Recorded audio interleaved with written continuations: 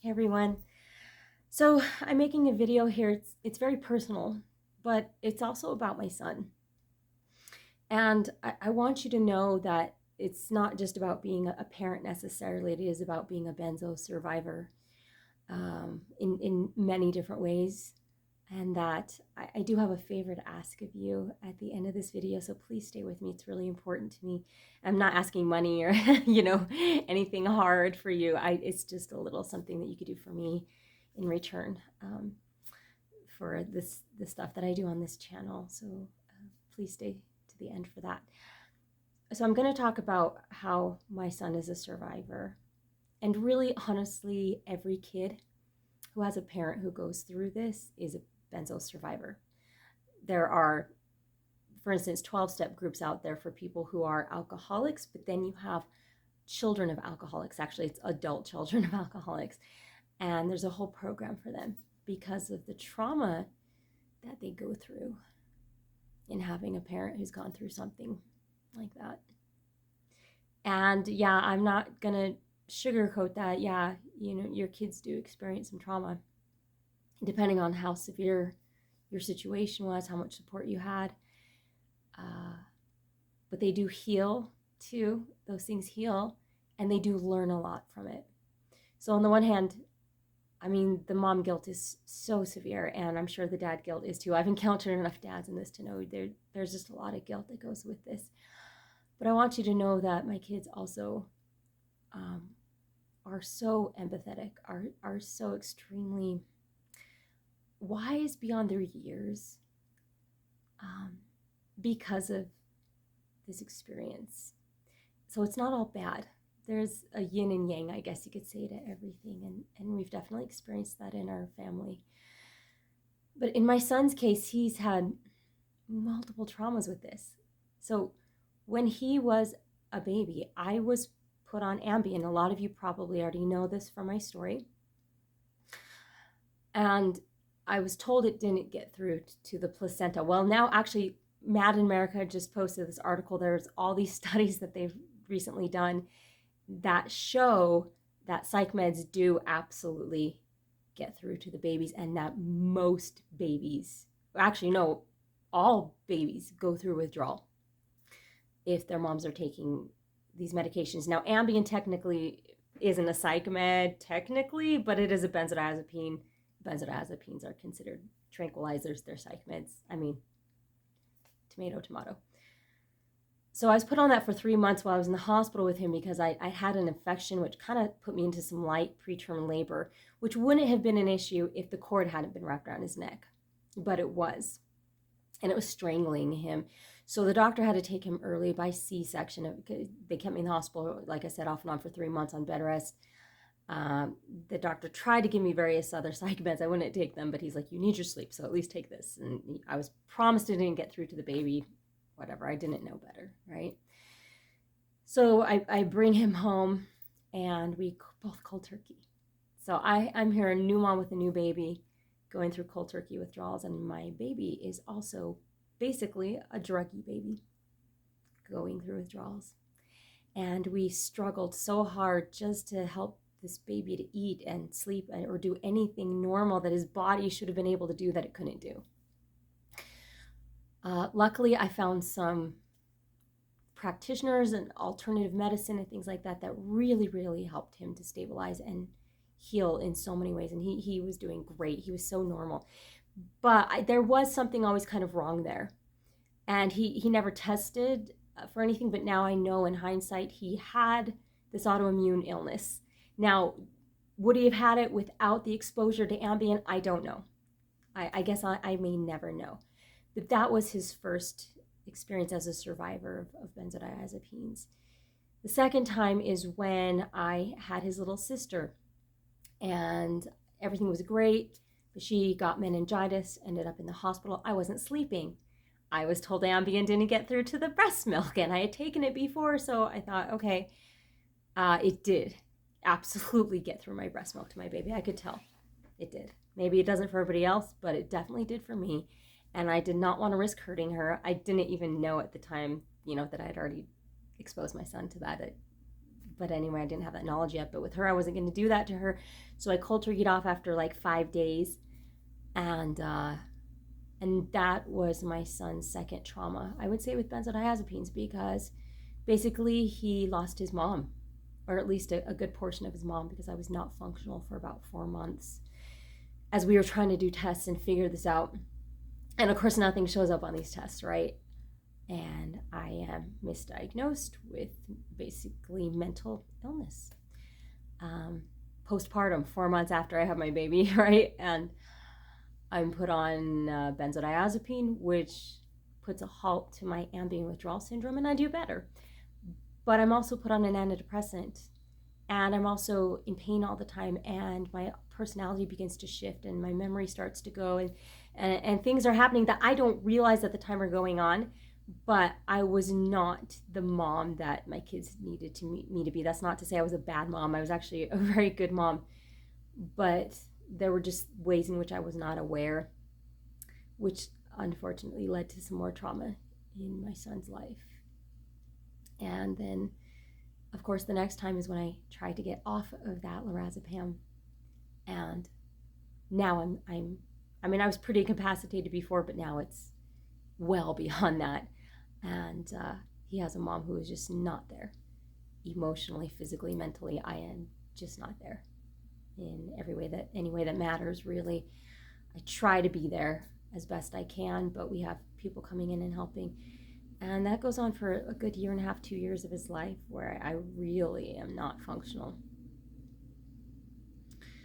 And then his health is kind of up and down a lot. And then he takes an antibiotic one day at the age of 9, and this autoimmune thing that he'd always kind of had, but that I had really been able to manage because I was super careful with his diet. And of course, during that time, right, I'm not able to cook and do things like I used to. So his health was kind of up and down, but he was okay. He was still like a normal kid. All of a sudden, this autoimmune illness just explodes. And he is in a wheelchair because the pain is so severe, and I'm driving him all over the valley, and I'm just barely recovering myself and functional myself. And I'm trying to help him, and you can read a lot about this in my book, in my biography. I discuss a lot of that. If you've already read it, sorry, this is kind of repeating. But so we find a functional medicine practitioner, and we do some other various modalities that really, really help. It puts this thing into remission.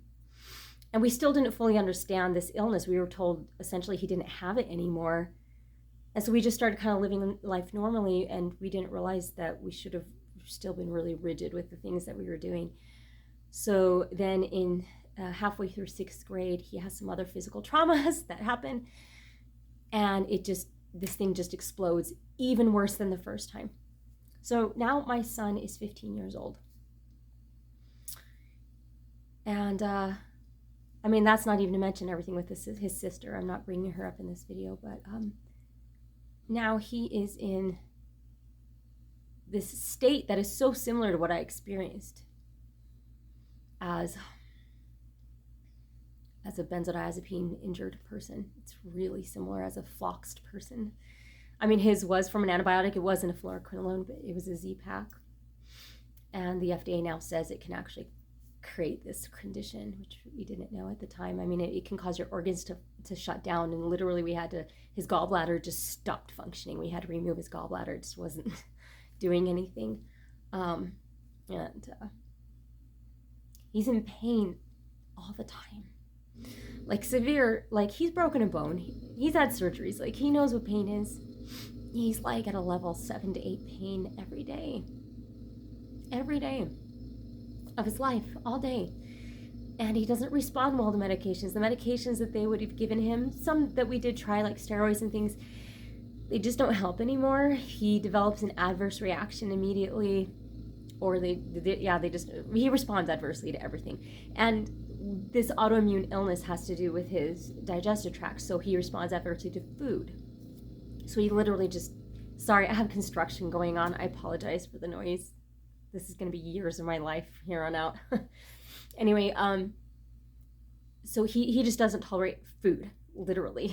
So he's very skinny. We he ends up in the hospital a lot of times, like, with a feeding tube and things like that, because he'll lose weight so rapidly. If we get any kind of a virus, anything, it's literally life threatening for him.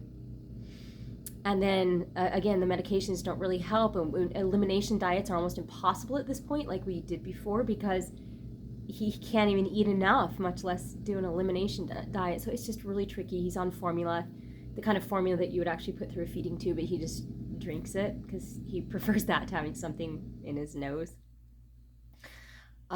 And sorry, they're cutting up the road here. Oh, anyway, sorry.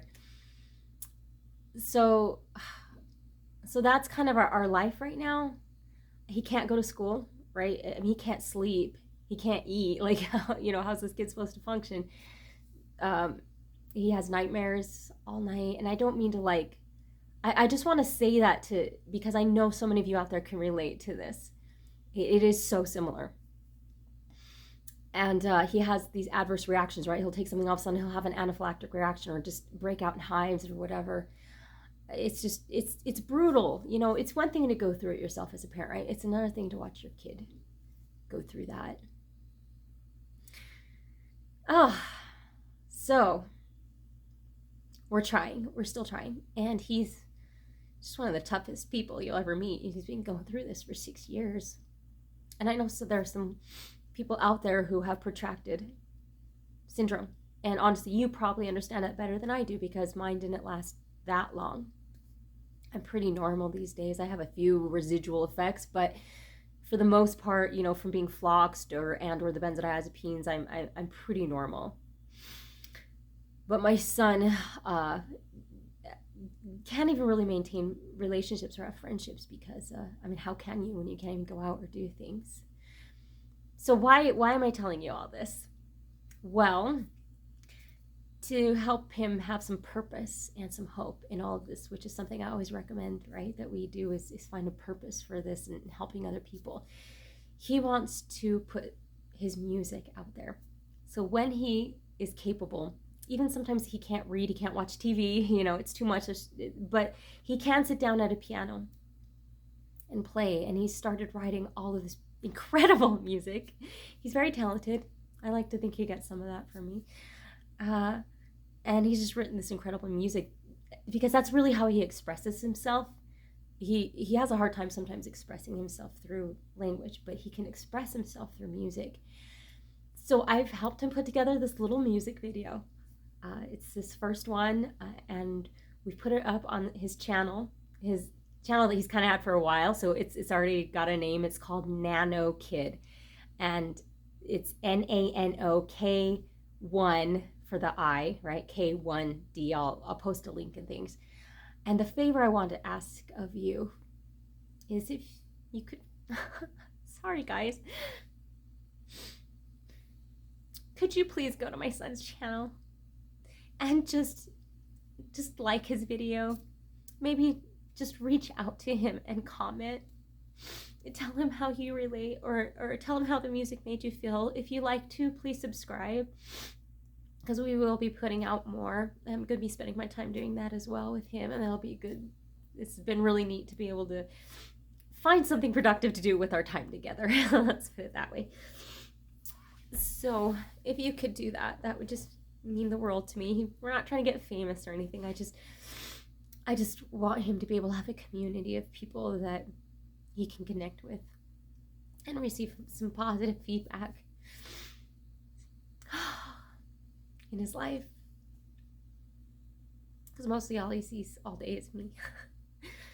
And anyway, I'm so sorry. I wasn't planning on crying like this on camera, because my face gets really swollen and ugly. I'm not a cute crier at all. All right, so I'm just gonna leave this here. That's long enough. So I'll post the link down below, and if you could do that, share it. If you do like the music, of course, share it. And thank you.